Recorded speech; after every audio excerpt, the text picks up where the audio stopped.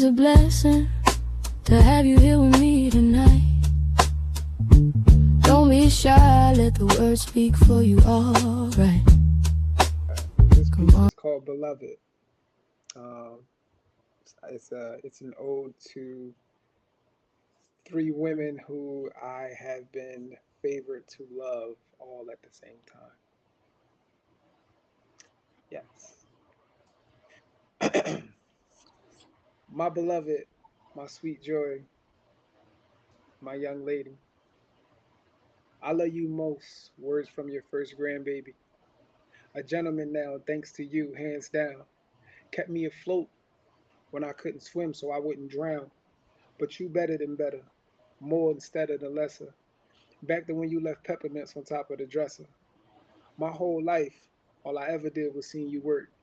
My whole life, and I still haven't heard you curse. Respect my elders. Treat women how I would treat you. Remember manners, look after my younger siblings too. You still my motivation, ain't no better inspiration. You told me most importantly to get my education. You made me promise to always be in my kid's life. What's understood don't even gotta be said, right? My granny, my grandma, my granny, my grandma, my nana, my friend. I hope you know that I'm gonna love you to the very end. My beloved, my sweet joy, my young lady. I love you most. Words from your second male baby. Dear mama, I know that I was drama. But you was drama too, so I guess that I was calmer. And I know you ain't the one for all the sentimentals. So I'm showing you I love you on this instrumental. To be honest, I don't remember you giving me hugs and kisses. I was cleaning up bathrooms and washing dishes. Back then I couldn't understand and see your plan. But through it all, you was helping me become a man. You probably thinking to your kids you was the worst mom. But to us all, you was the best at the worst times. Shout out to Drew for everything he do. Most importantly, we love him for loving you.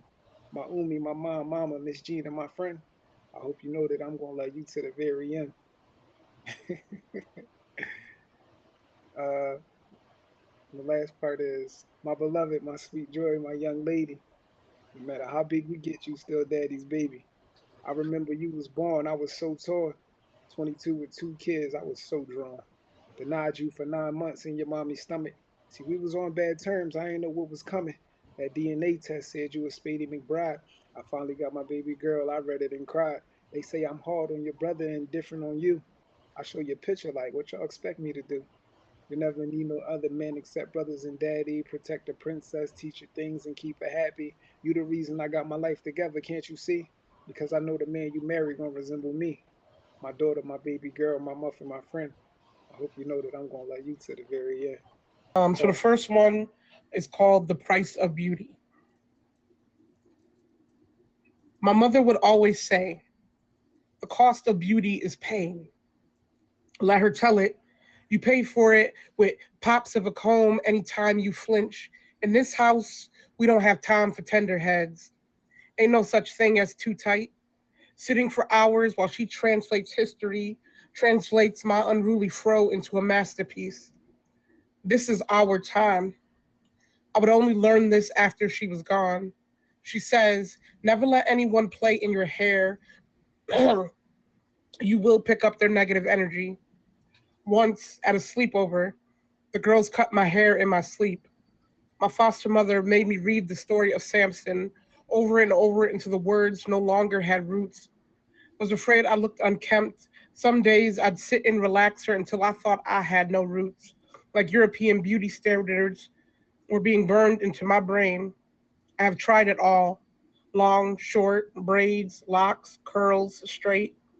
None of it has defined this crown, changed this garden of a heritage, my antenna to the sun, these follicles flowing stories down the nape of my neck, resting on my shoulders. Some days I still feel my mother's fingers running through my scalp, a reminder of the cost of beauty. And yes, a mother's touch reminds me of the pain, but mostly love. Here we talk about mamas. Shout out to Loretta Parker, by the way. Craziest lady I ever met in my entire life. Makes a lot of sense because I came out of it though. So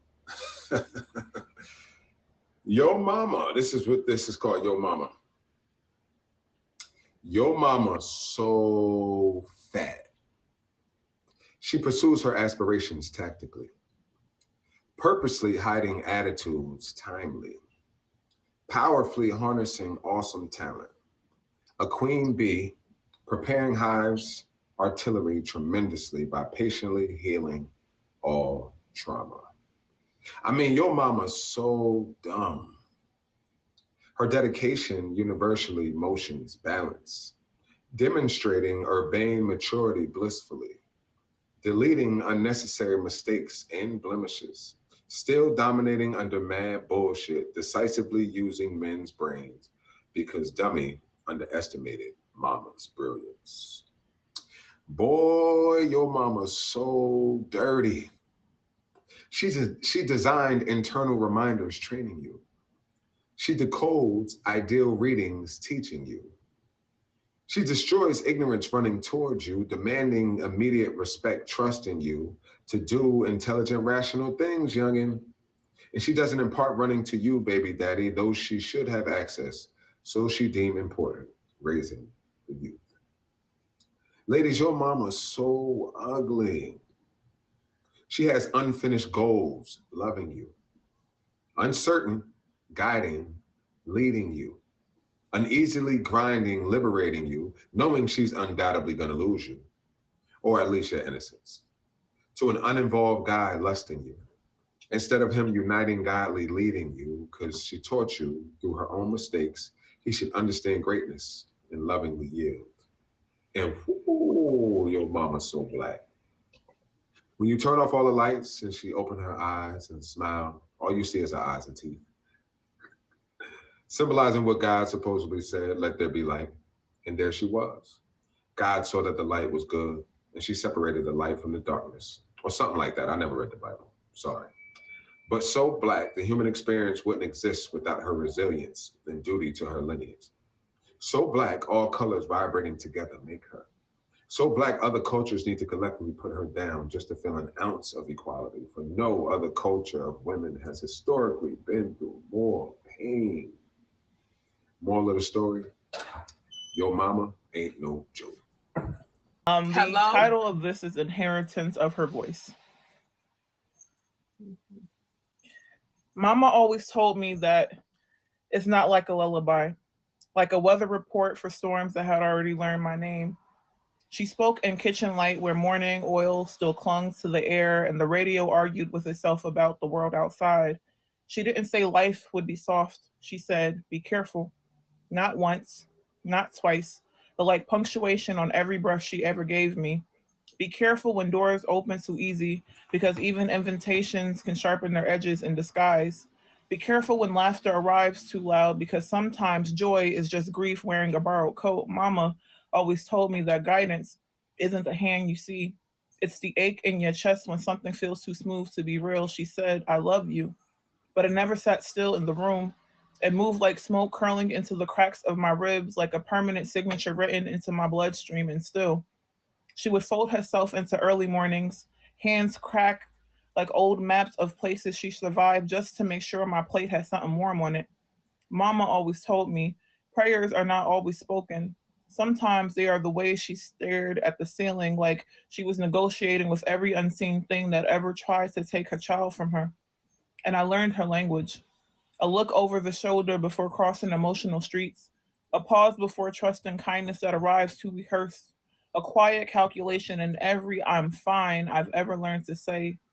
She built me out of roots, not the pretty kind people frame in stories. I'm talking tangled, deep underground, breaking concrete just to remember where I came from. Roots that refuse to forget her voice. Mama always told me in the middle of washing dishes, like she was washing the world off her hands, you got this. Like it was not encouragement, but instruction carved into bone. You're strong. Not a compliment, a warning, a burden, a shield pressed into my palms before I even knew what war felt like. She never dressed it up, never softened the weight of what she meant. She said it like someone who already saw it in roads I'd have to walk and still chose to believe I wouldn't fall apart on them. And I didn't understand it then. How love can sound like preparation for impact. Mama always told me there would be days when the sky itself feels like it forgot my name, and still I would have to stand under it anyway. She didn't lie. She just didn't flinch at reality the way I thought mothers were supposed to. Her warning wasn't fear. It was foresight wrapped in tired hands and passed down like inheritance no one can refuse. Now I hear it. I hear her everywhere. And my hesitation before trusting softness, and the way I check exits even in peace, and the way I still whisper her voice when I'm almost breaking, be careful. And somehow it doesn't cage me. It holds me together. Because mama always told me that breaking is not the end of the story if you still remember how to rebuild yourself from the sound of your own name. And I do. I do. Even when the world gets loud enough to confuse my heartbeat with panic, even when silence feels like it's learning my shape, even when my memory turns into something I can almost taste, I hear her again. I love you, not as past tense, but as something still arriving. And I answer her now in every direction I grow. I'm still here. I'm still listening. I'm still becoming what you prepared me for. Mama always told me. And I finally understand she wasn't just raising a child. She was raising a storm that learned how to stand without forgetting its sky. But this is a poem that he wrote for her. I've been planning to ask God why memory is the last to go. How is it possible to hold sounds and images collectively?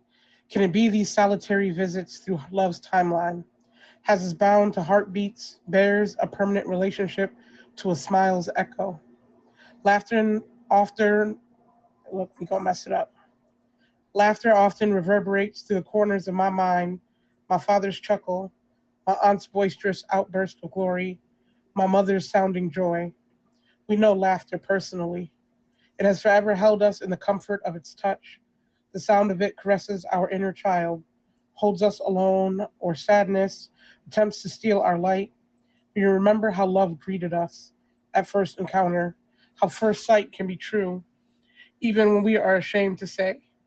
Pointer, middle, thumb, light pressure. Pointer, middle, thumb, light pressure. My mother never said directly, but rather inferred the most important lesson to learn in school is the proper way to hold a pen. Writing comes later. Pointer, middle, thumb, light pressure. Pens are island retreats, planets too far away to draw a touch. Less the hands and fingers, a kiss with no lips, fellowship without being there. The perfect way to say a lasting I love you. It is the story of retold when gray shows up unannounced. Pens are swords and spears to the fingers of the right warrior. A sermon on a hill, a prayer on bended knee with amen attached. Pen are the perfect tool for prophets. Painters and poets alike, I cannot take credit for anything I have written or conjured from the depths of souls nearly forgotten. It is not by choice I write.